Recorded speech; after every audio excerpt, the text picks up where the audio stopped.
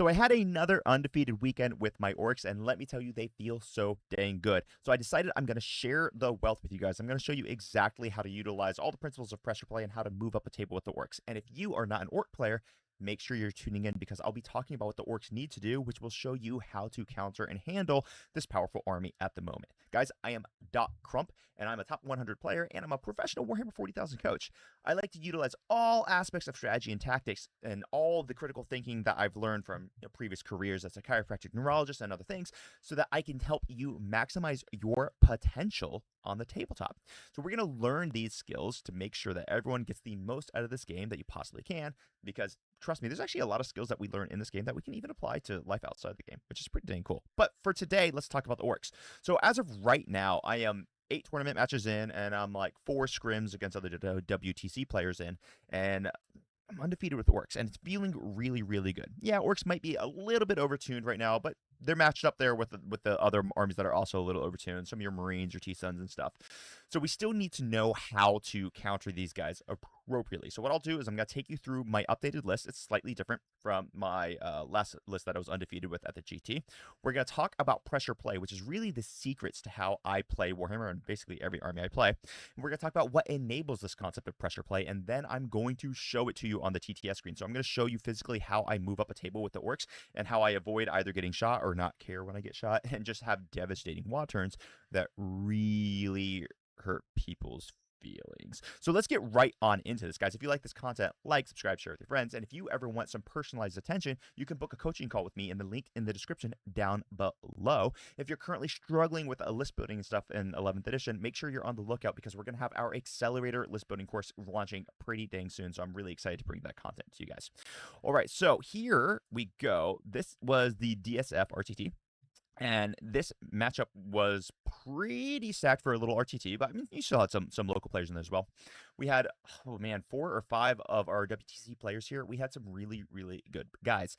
And man, I had an absolute blast playing. So I did take first. And the other undefeated person was Mr. Geyer, and he's our T-Suns player for Team Norway, so he's also a fantastic player. And I wish I would have gotten to play him because I'd like to test my mettle against him. I got to test my mettle against some other incredible players, and it all worked out really well. So let me show you this list. I'll talk about the principles of it, and then we're going to go through all of pressure play and have a party. Okay, so the orcs. Let's go ahead. I had a 100 win, a 97-point win, and a 100-point win, which felt pretty dang good. So here is the army list. I was Warhorde. I was at 1995 points. The reason why I switched my list to this from what the GT was is because now that Games Workshop has officially clarified in their Tacoma FAQ. Remember, it's the Tacoma FAQ. It's not the official game FAQ. Maybe I should have used a different word. That your epic character units can absolutely have enhancements if it's on a character that joins the unit, right? On a separate character that joins the unit. All right, so we have Mr. Gazcool Thraka. We have a Pain Boy, and they are attached to 20 boys. The Pain Boy has the Follow Me Lads enhancement. So I dropped the Big Mech, which was in my previous list.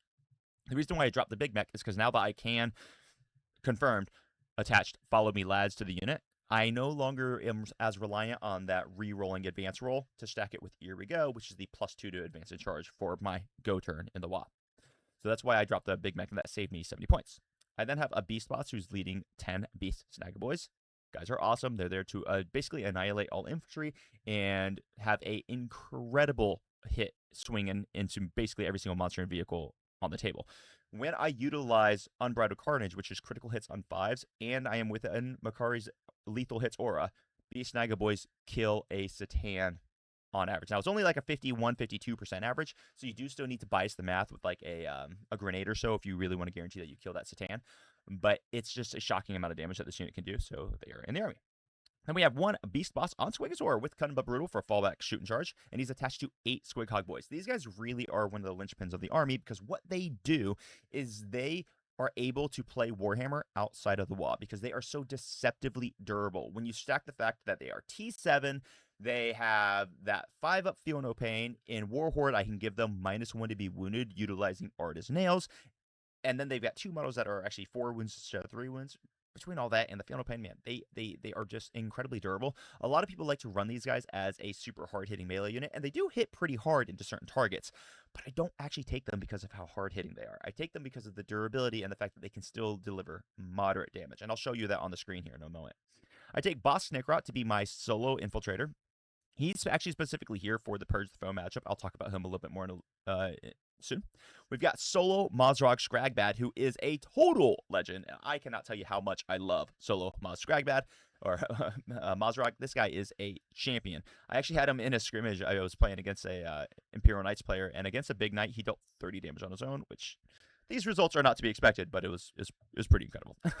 And then we have Wazdaka Gutsmech, who I think he's just a staple of Orcs list at this moment. I am very hesitant to ever use the term auto-include, because you can make armies to do funky things, especially in 11th edition where we have so much more flexibility in creating good dynamic lists.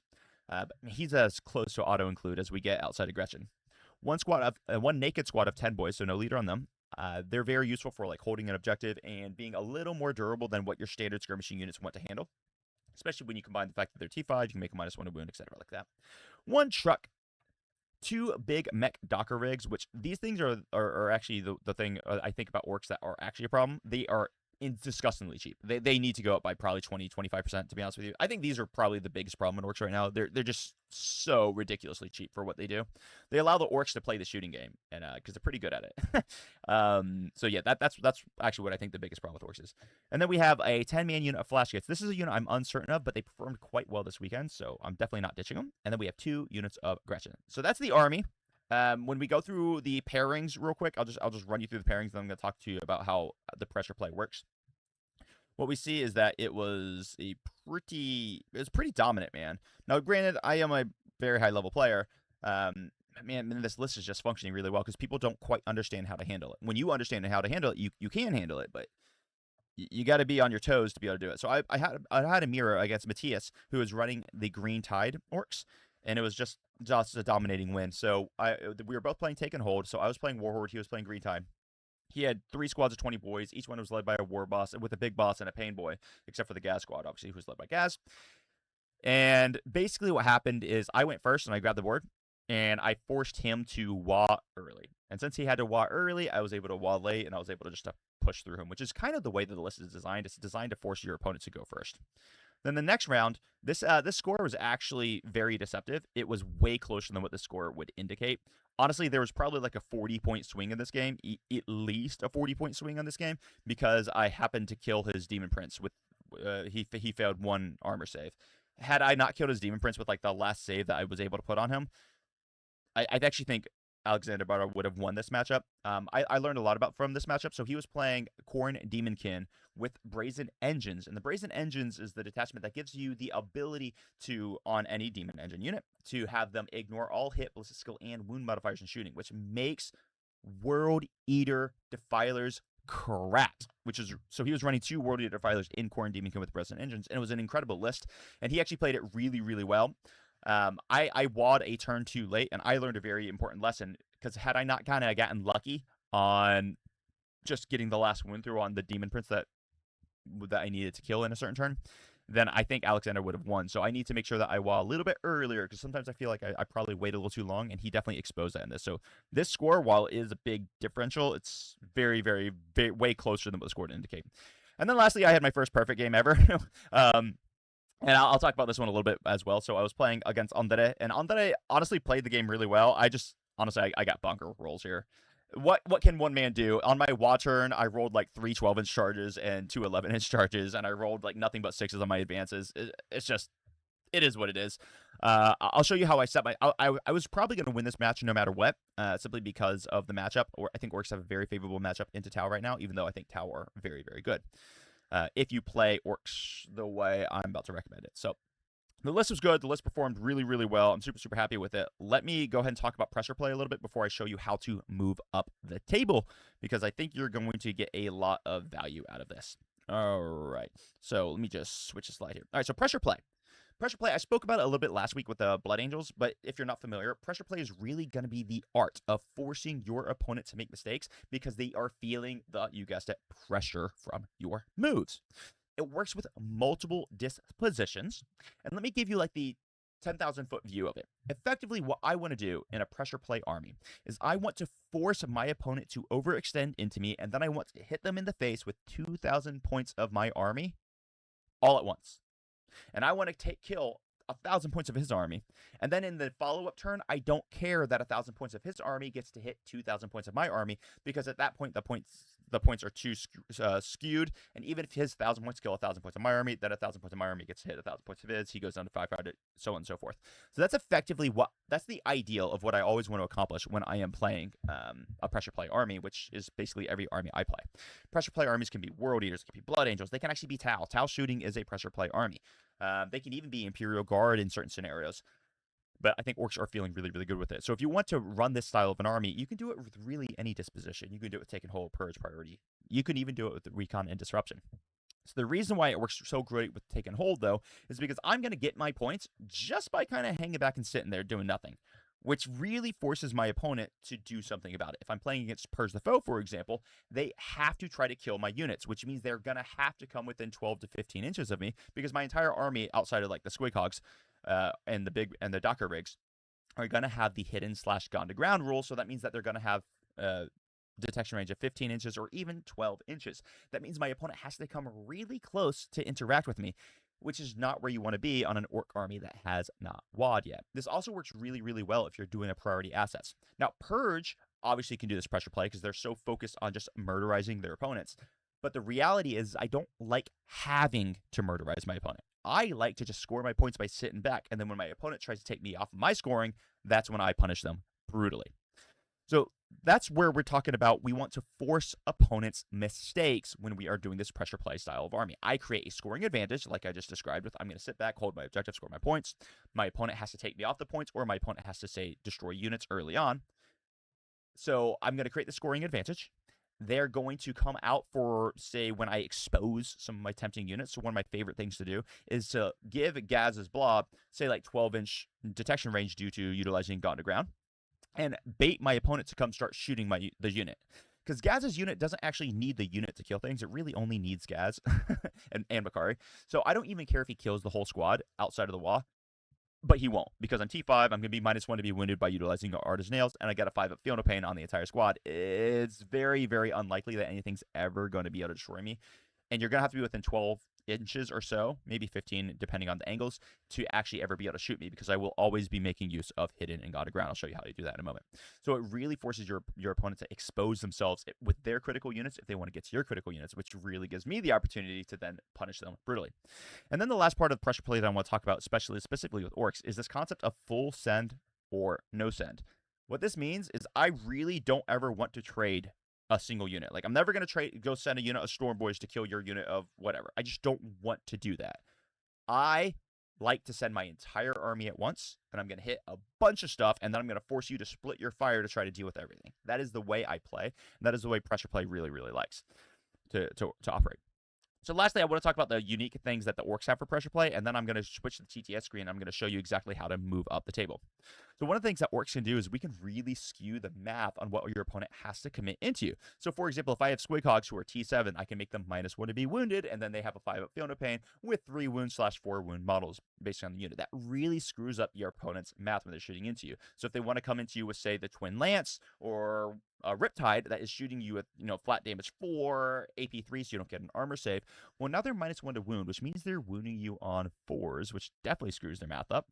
And then you have a 5 up Feel No Pain. You take those 4 damage shots on the big boys who have the 4 wounds each with a 5 up Feel No Pain. It takes 2 of the 4 wound shots to kill one of the big boys. That really, really skews how much damage he's going to cause to the unit. Similar thing with Gaz's squad, right? I've got a big squad of boys. They all have a 5 up Feel No Pain in the wall. I've got a 5 up invuln outside of the wall. 5 armor save. But you're going to be -1 plus skill to shoot me. Then you're going to be having to deal with the fact that I'm -1 to be wounded, 5 Feel No Pain. So you're scamming people by making them utilize units where they're not really expecting the math to math the way the math's going to math. So then the next thing that we really get to do is we get to use surprising threat range in the WA. So you have like Squig Hog boys who ignore movement negatives. So if you're playing against Tau and they're running those dirty Pathfinders who are creating like -2 modifiers to a charge phase, well, Squig Hog boys will ignore all movement modifiers. They don't care about that. You've got dedicated transports, which can just guaranteed give yourself an additional 3 inches to move when you're ready to go. So if I have my Beast Naga boys and they're getting out of a truck, you might as well add 3 inches to their movement profile due to the fact that you get 3 inches on the disembark. So instead of moving 6 and advancing, they move 9 in quotation marks, because obviously that's a disembark, and then they get their advance, which dramatically biases the math. Stack this with the fact that you can now use Here We Go on units that are in transports. Oh my gosh, it gets disgusting. Of course, I'm typically going to be using Here We Go on Gaza Squad. Orks also have the ability to occasionally regenerate models. So if you're playing Green Tide, you have a stratagem to do that. If you're playing Warhorde like I am, and you have a Pain Boy who's leading Gaz's unit, sometimes I actually want my opponent to kill a couple of my models, just so in my go turn, I can regenerate D3 models to gain myself an extra 3-ish inches of movement by utilizing that Resurrection Protocol. And then I also have Follow Me Lads for movement of 8. You know, I can use Here We Go for all the things. So you have a lot of ways in Orks and multiple different detachments to really buff your movement, which really can mess with your opponent's threat ranges that they've been angling. Not to mention, they have to be shooting you within 15 to 12 inches due to whatever stuff. Then you've got destructive potential with massive OC. So basically, after I hit them, I also have other units on the table that have crazy OC. So I've got like the boys squad that's naked. They've got wild OC. They're holding the objective. I got Grats that are wild OC that are holding my objectives that are scoring points. So now my opponent has to make the decision, do they kill my threatening units that are there to kill, or do they kill all my units that are scoring me points? And it causes a big conundrum for a lot of people.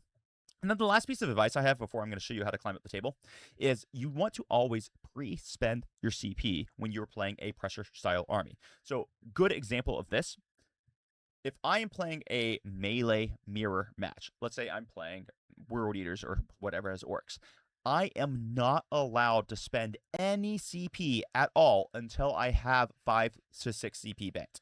I don't care what the situation is. I do not spend CP until I've got 5 to 6 CP banked. I need 2 CP to fight undeath. I need 1 CP to be -1 to be wounded. I need 1 CP for Unbridled Carnage. I need 1 CP to re-roll a charge. I really want 2 CP so that I could do a combat interrupt as well. So realistically, I probably need closer to 7 CP before I allow myself to re-roll anything at all. Or yeah, here we go, exactly. So if I were you and I was trying to play one of these melee style armies, or even shooting armies a lot of times, is I would be very strict about my CP usage.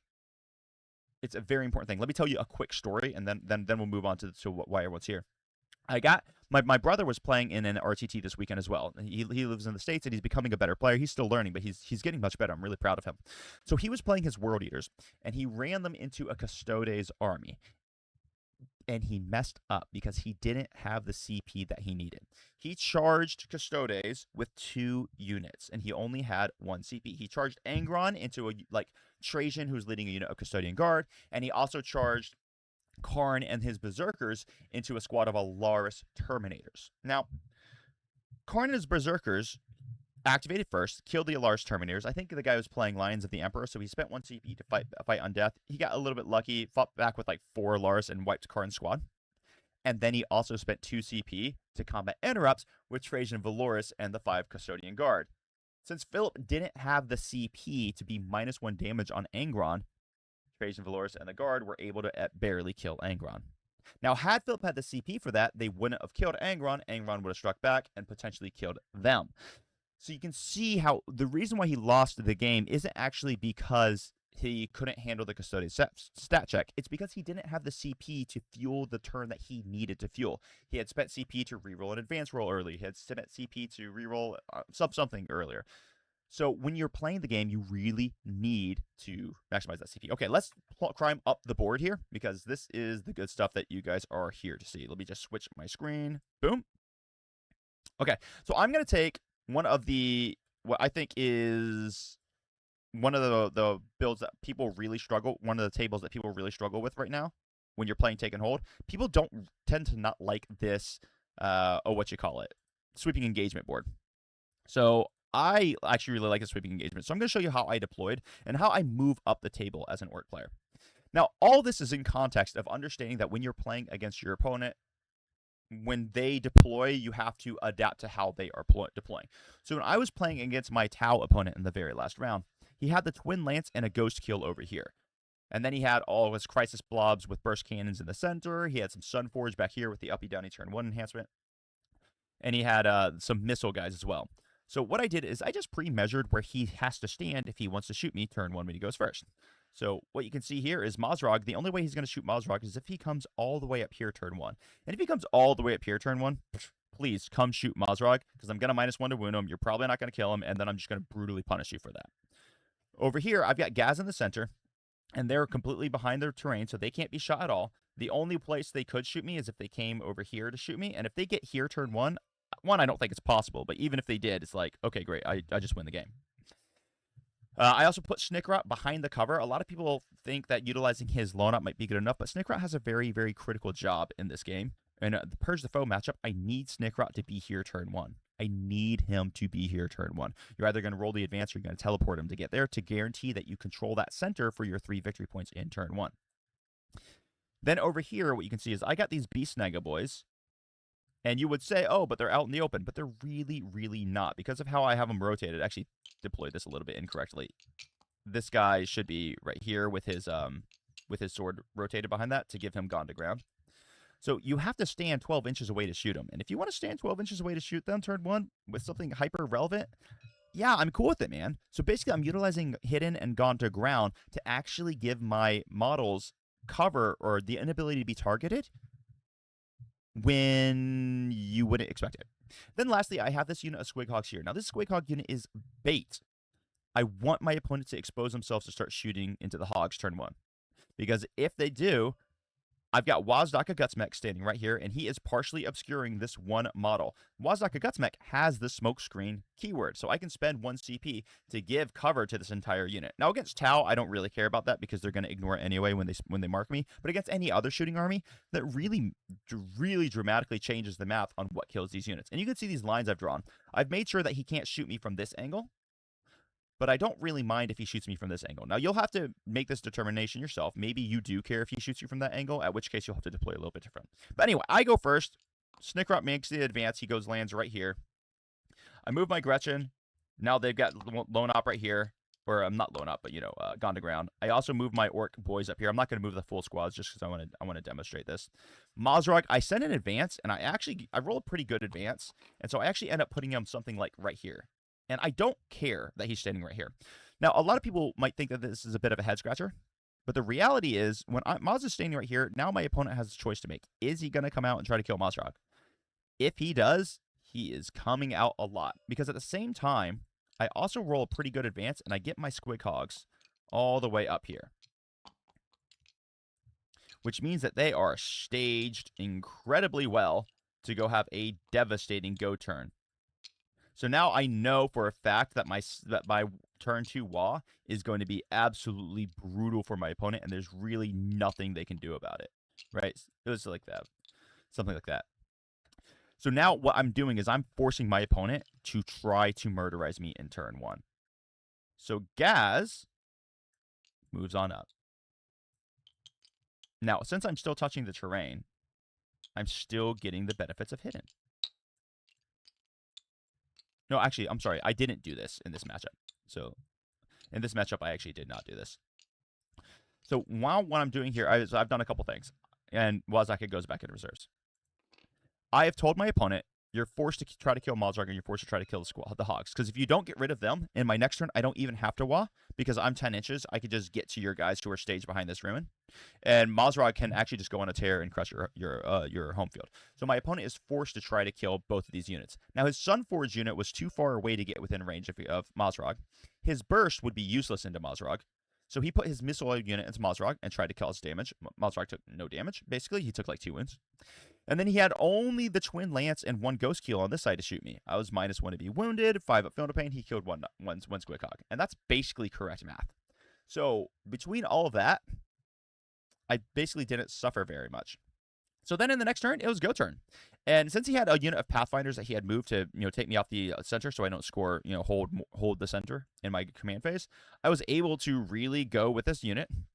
I advanced these guys up really, really far.